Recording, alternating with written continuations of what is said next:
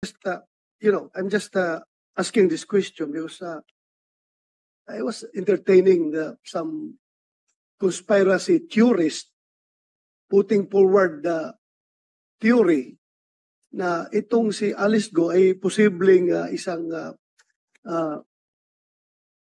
sleeper cell agent ng China na pinadala dito sa ating bansa.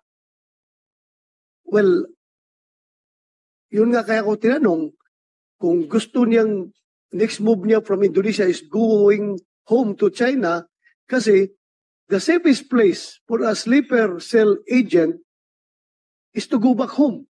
Yung home base niya. Safe na safe siya doon sa China kung if indeed she is a state agent of China.